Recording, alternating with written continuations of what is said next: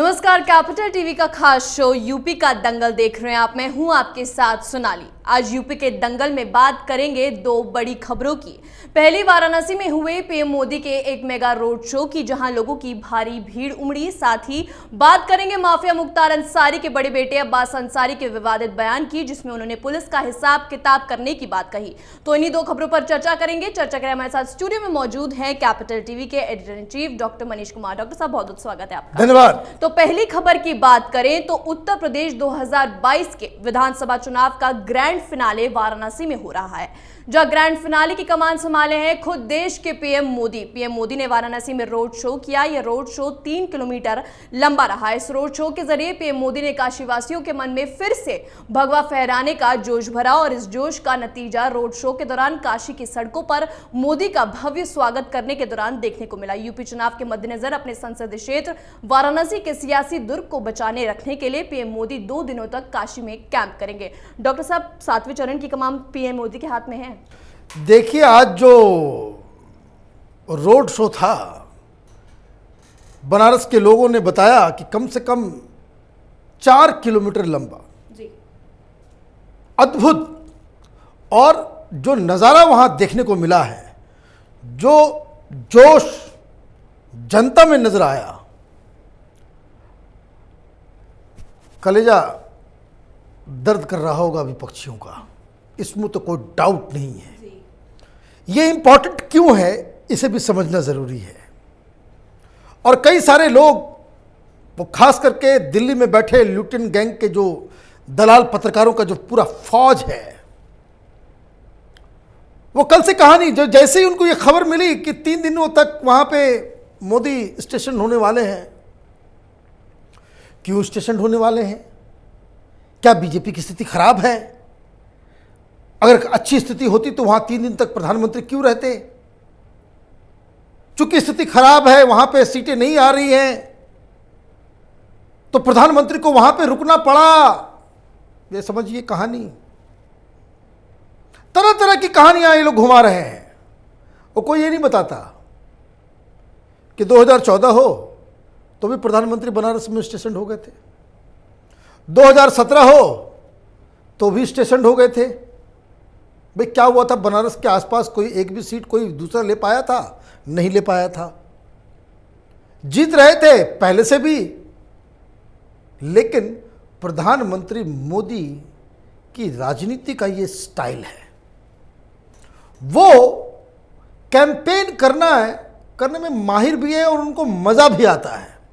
अभी आप देखिए 4-5 दिनों से क्या हो रहा है। आवाज खत्म।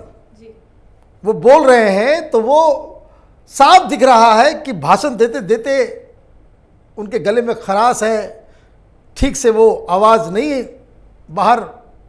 तो वो इसके बावजूद वो लगातार कैंपेन, हर नेता का ये टेस्ट होता है, भाई आप किस तरह के पॉलिटिशियन हो। कैंपेन करने से आपको झिझक होती है, आपको रैली में भाषण देने से झिझक होती है, आपको चुनाव के बिल्कुल पीक पे जनता में मन नहीं लगता है। कोई और काम धाम करो भाई। आप जैसे देखिए, राहुल गांधी आज बनारस पहुंच गए थे।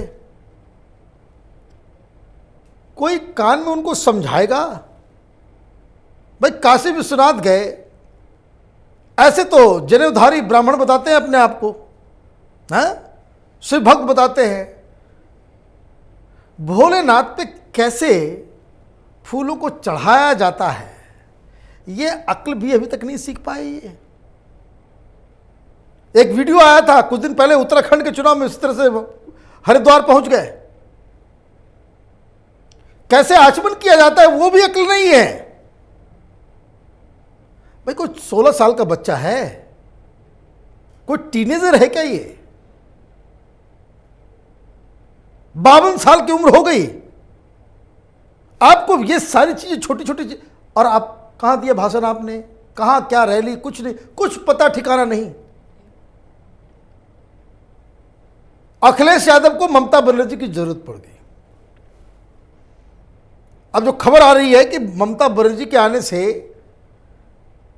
जितना का ना फायदा होगा उससे कई गुना ज्यादा नुकसान अखिलेश यादव का हो रहा है। तो कोई इन बातों पे चर्चा नहीं करेगा। चर्चा क्या करेगा?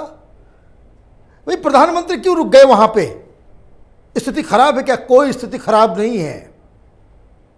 पिछली बार 6th और 7th फेज के जो इलाके हैं उसमें बीजेपी का प्रदर्शन थोड़ा खराब था और इस बार बहुत ही बेहतरीन पोजीशन में है बीजेपी वहां पे। और प्रधानमंत्री जहां पार्टी हार रही होती है वहां वो जान फूंक देते हैं।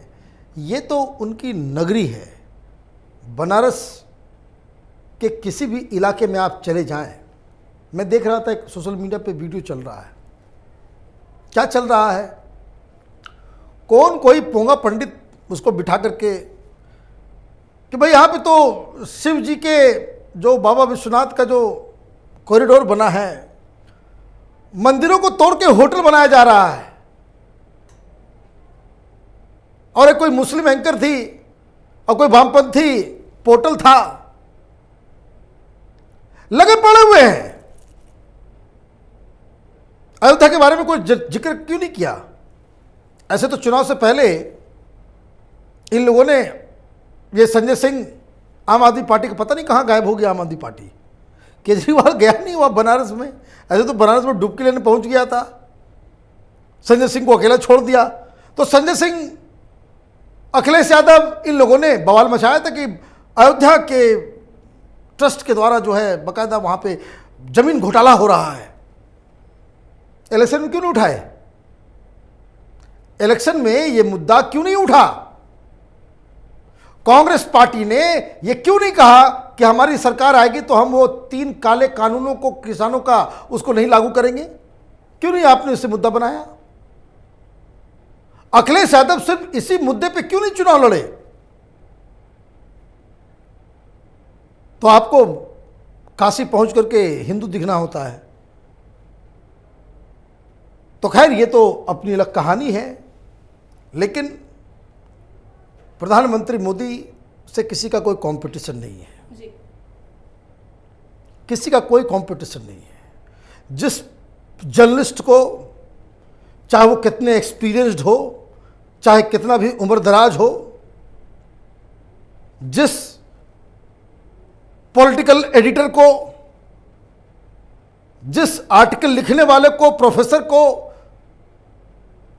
अगर ये तक समझ में नहीं आई ये बात कि हिंदुस्तान में मोदी का कोई कंपटीशन नहीं है, नॉर्थ इंडिया में उसके आसपास भी नहीं, आजाद भारत का सबसे पॉपुलर प्रधानमंत्री नरेंद्र मोदी हैं। अपने दम पे, अपने नाम पे और अपने काम पे वो चुनाव जीतने का मादा रखते हैं। उनको ये कास्ट इक्वेशन में जाने की आवश्यकता नहीं पड़ती।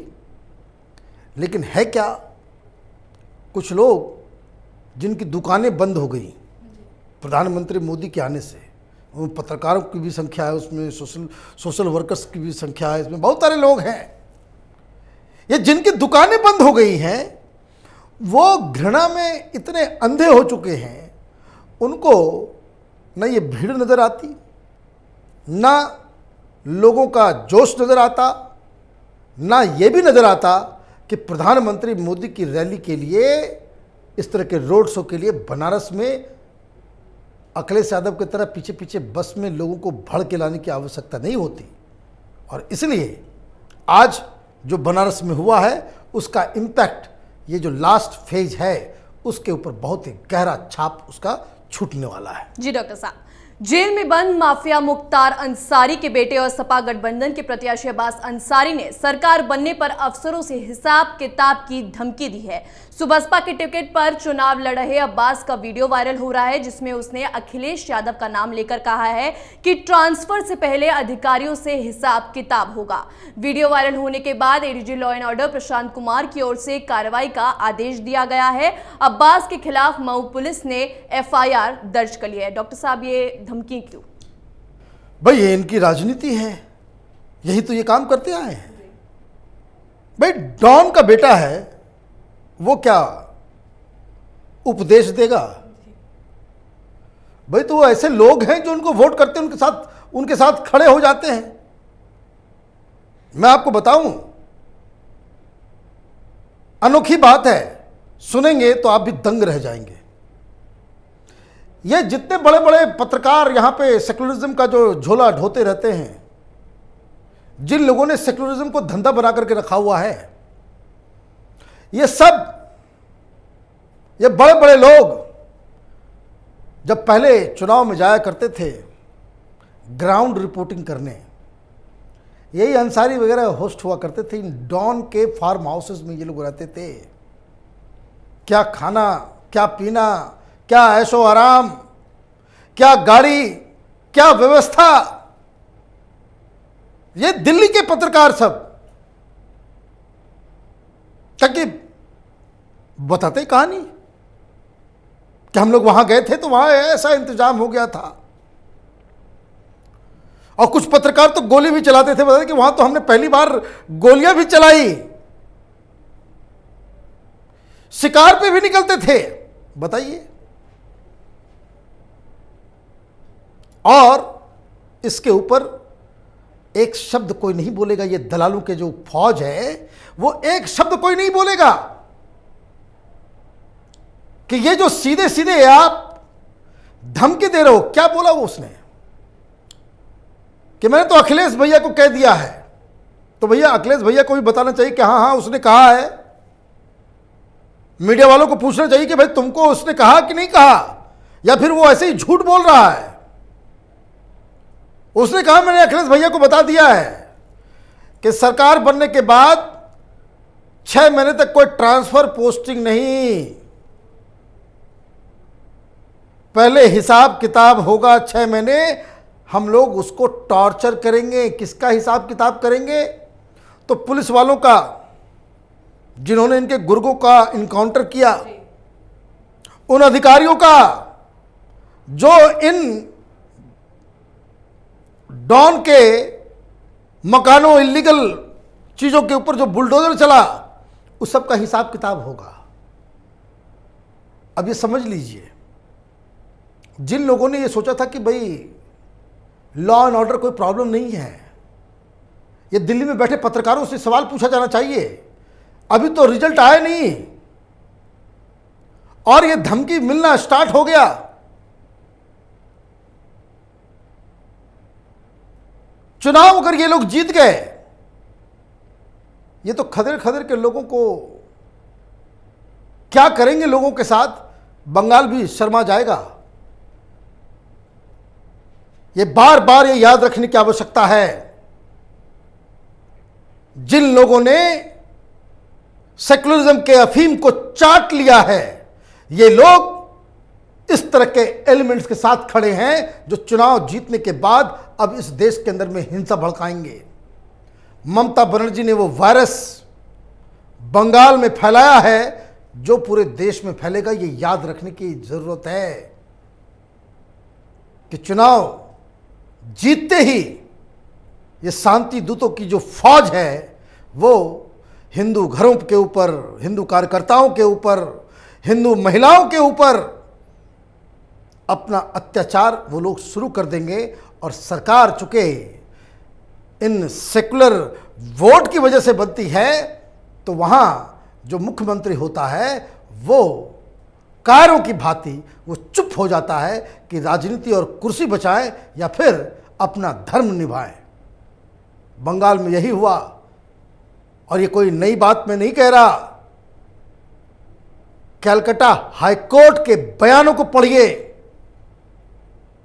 कि जिन महिलाओं के साथ बलात्कार हुआ वो कंप्लेन करने के लिए गई तो कंप्लेन तो दर्ज हुआ नहीं, उसका खाना पीना बंद हो गया, जो राशन जो मिलना था वो नहीं, इलाज के लिए हॉस्पिटल जाओ तो हॉस्पिटल में एडमिशन नहीं, लोकल डॉक्टर कोई उससे इलाज करने के लिए प्राइवेट क्लिनिक वाले भी मना कर दे रहे थे।